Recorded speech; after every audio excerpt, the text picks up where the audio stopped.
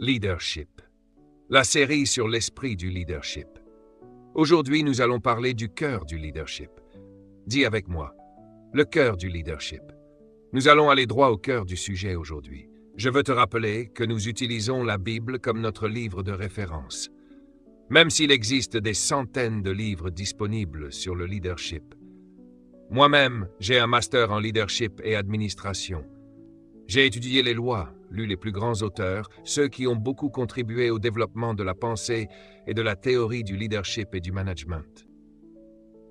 Mais après avoir lu tous ces livres, et je continue d'en lire, j'en ai lu 3 le mois dernier, presque 4. Je me donne pour objectif d'en lire 4 par mois. Et la plupart de ceux que j'ai lus étaient sur le leadership. J'essaie de rester cohérent avec le fardeau et la passion que Dieu a mis dans mon cœur. Tu deviens affiné dans ton don, alors tu dois étudier dans ton domaine de don. Et plus je lis ces livres écrits par d'autres auteurs, plus je me rends compte qu'ils ont tous pris leurs idées de la Bible et qu'ils reçoivent les crédits pour cela. La Bible est le livre le plus important du monde, mais attention, elle ne nous a pas été donnée pour l'information, mais pour la transformation. C'est ce qui la distingue des autres livres. Les autres livres sont écrits pour te donner des informations, mais la Bible est écrite pour te transformer. Elle est écrite avec un esprit derrière chaque mot, et cet esprit a pour mission de transformer le lecteur, non de l'amuser. Tu peux acheter des romans de science-fiction, des drames, des histoires d'amour, des livres de Stephen King ou d'autres écrivains fascinants. Ils peuvent t'amuser, te captiver, mais ils ne te transforment pas. Ils te divertissent. Mais la Bible n'est pas faite pour divertir. Elle est faite pour transformer.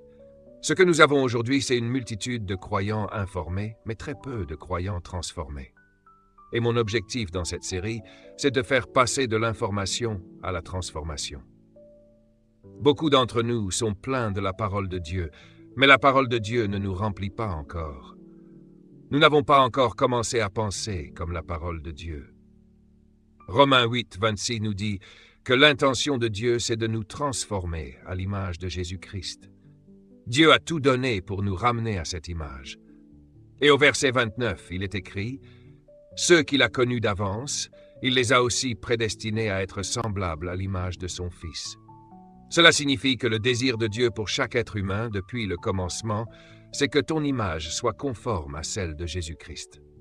Quand Dieu a créé l'espèce appelée l'homme, il avait une seule chose en tête, la domination, la gouvernance, le leadership. Dans Genèse 1, 26, Dieu dit « Faisons l'homme à notre image ».